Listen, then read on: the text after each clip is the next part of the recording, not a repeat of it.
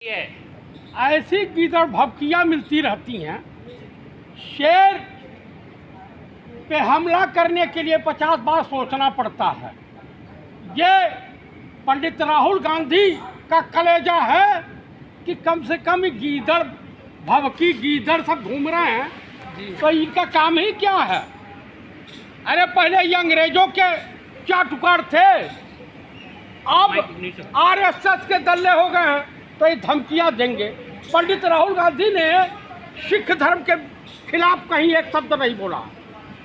चन्नी साहब ने भी इसको डिफाइन किया है और तमाम सिख धर्म के लोगों ने डिफाइन किया।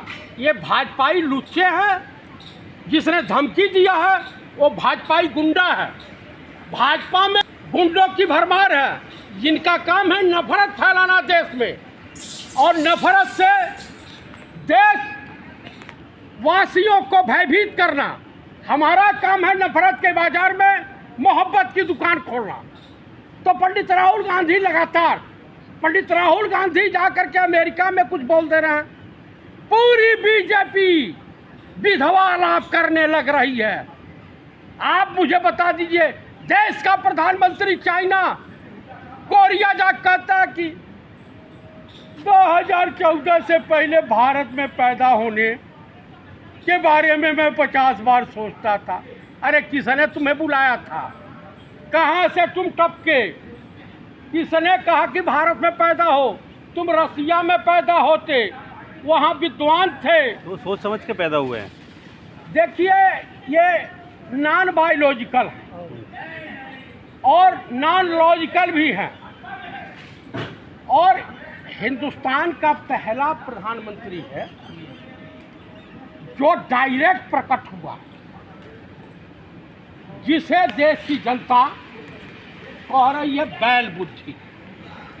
देश की जनता मैं नहीं कह रहा हूं भाई, हमारे देश के माननीय प्रधानमंत्री श्रीमान नरेंद्र दामोदर दास मोदी उर्फ राजा बाबू। राजा बाबू क्या कह जाएंगे। एक इनका अध्यक्ष है जेपी नड्डा, वो देश का गड्ढा है। एक इनका सांसद है हिमाचल से अनुराग ठाकुरवा। एक कंगना रनौतिया है जो स्मैक और ड्रग्स से लेकर के फिट रहती है 24 आवर। अरे भैया, राहुल गांधी का वो हाल होगा जो उनकी दादी का हुआ था। ये कौन करेगा। कह तो रहे ना वो, नरेंद्र मोदी अमर होके आए हैं, अमित शाह अमर होके आए हैं।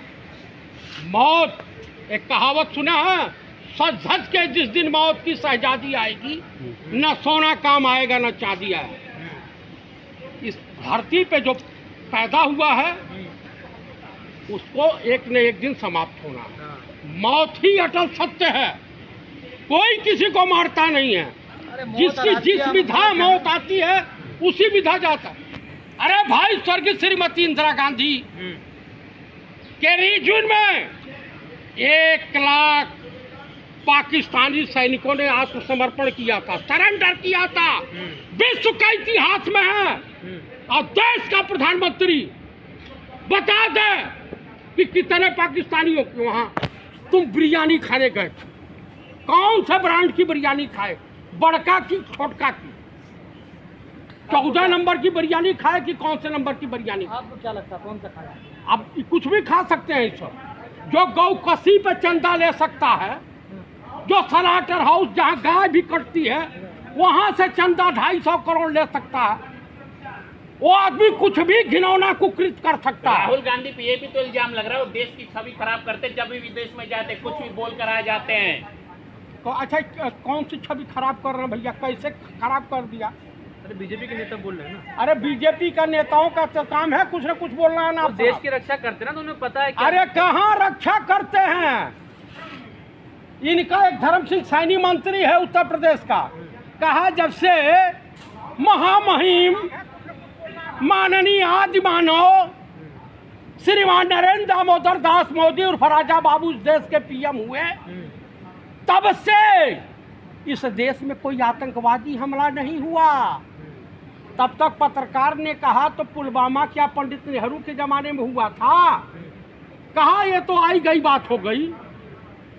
अरे सैनिकों के हत्यारे सरकार, पुलवामा की सच्चाई आज तक जनता पब्लिक डोमेन में नहीं आई।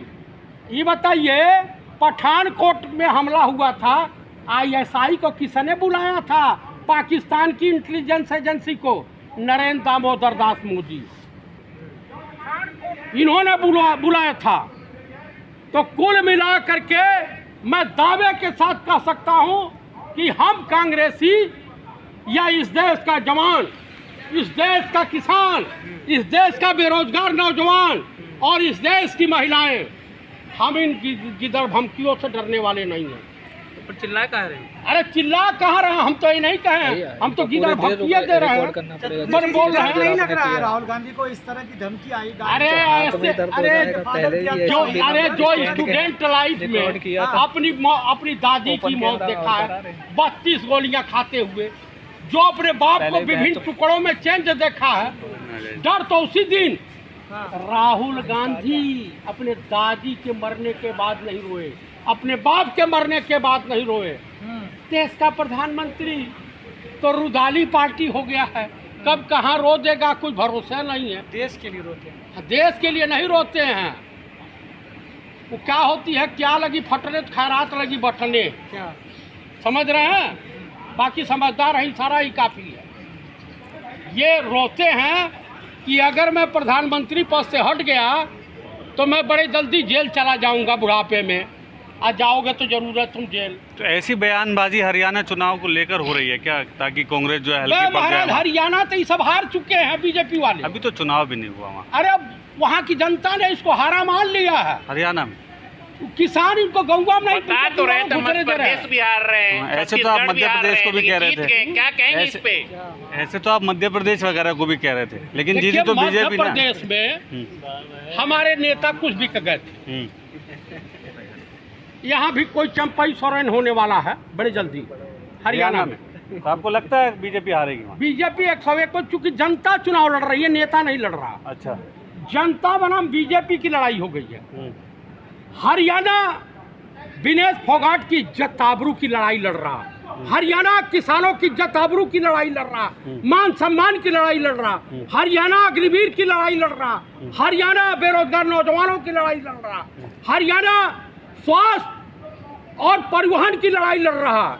आप यहाँ से करनाल रोड पे चले जाइए, रोड की दुर्दशा देख लीजिए, गाड़ी आपकी चल नहीं पाएगी। लेकिन वो तो कह रहे तीसरी बार सरकार बनाएंगे हमारे। अरे तो हमें न अट्टर खट्टर काहे भाग लिए, काहे सैनी जो वहाँ का मुख्यमंत्री है बार बार अपनी जगह अपनी सीट चेंज कर रहा, क्या कारण है?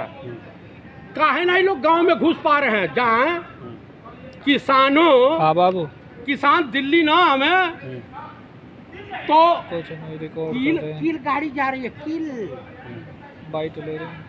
तो मेरे कहने का अभिप्राय ये है कि कुल मिलाकर के हरियाणा, जम्मू कश्मीर, महाराष्ट्र और झारखंड, तो आप ये कह रहे हैं ये हरियाणा चुनाव ये लोग हारने जा रहे हैं। ये बताइए, भ्रष्टाचार का आलम ये है, राम पथ ध्वस्त, राम मंदिर में लीकेज, पार्लियामेंट में लीकेज, जितने एयरपोर्ट पे वो बने थे वो अपने आप ध्वस्त हो रहे हैं। तो कुल मिला करके अभी 3600 करोड़ की छत्रपति शिवाजी महाराज की मूर्ति बनी थी, हवा के एक झोंके ने 12 कई टुकड़ों में चेंज हो गई। और वहीं 1900 माफी मांग लिया ना मोदी जी ने, माफी तो मांग ली। माफी भी तो हईबे करें सब, इस सावरकर के चेले हैं तो माफिया भी रहेंगे। मेरे कहने का प्राय ये है कि पंडित नेहरू की बनवाई हुई मूर्ति 1957 में अस्थाई खड़ी है, और नरेंद्र मोदी की बनवाई वंदे भारत ट्रेन में डायरेक्ट पानी ट्रेन में घुस रहा, बोगी में घुस रहा, एसी कंपार्टमेंट। लेकिन आप जो है बीजेपी का इतना काय को विरोध कर रहे हैं, जब वो तो उनका व्यक्तिगत बयान है जो धमकी दी है, वो धमकी भी नहीं तो बताते, एक स्टेटमेंट दी है कि ऐसा हाल हो सकता है राहुल गांधी। वो बीजेपी का नेता है कि नहीं? अरे वो उनका व्यक्तिगत बयान है ना। बीजेपी का नेता है कि नहीं? व्यक्तिगत बयान है। व्यक्ति बीजेपी का नेता है कि नहीं है? व्यक्तिगत बयान है ना। व्यक्तिगत नहीं है, ये बीजेपी इस तरह की धमकी दिलवाती है। अरे सरकार चेंज होगी तो तुम लोग रोगे बीजेपी वालों। बीजेपी राहुल गांधी को कभी पप्पू बता देते, कभी नशेड़ी बता देते, कभी जान से मारने की धमकी दे दे। क्या हो रहा है राहुल गांधी के साथ ऐसा? ऐसे कुकुर भौंकते रहते हैं, हाथी चली जाती है मत होकर के। पंडित राहुल गांधी के ऊपर ही अंगुली भी नहीं उठा पाएंगे। है कोई बीजेपी का नेता जो 4200 किलोमीटर पैदल चल सकता है? कर लगेंगे जब चलना शुरू करेंगे तो कहेंगे कि भारत से पूर्व लूट गई ओ मेरी अम्मा। बीजेपी वालों का यही हाल है, समझ रहे हैं? लेकिन भारत का नाम डुबोना विदेश में जाके तो किसने कह दिया भारत का नाम डुबो दिया? भारत का नाम तो डुबोया है हमारे देश के माननीय प्रधानमंत्री ने। जानते हैं विदेश दौरा क्यों करते हैं मोदी जी? नहीं जानते। विदेशी माल चाभने के लिए। क्या करने के लिए? विदेशी माल चाभने के लिए। ये क्या होता है? माल क्या माल? अरे माल माल कौन सा माल? माल जो मुंह में लिया जाता है माल। अच्छा, गांजा की बात कर रहे हैं। हाँ, इतना बड़ा इल्जाम लगा रहे हैं आप। अब विदेशी माल चाभने विचार के हम लोग लिए। सोच रहे थे। हाँ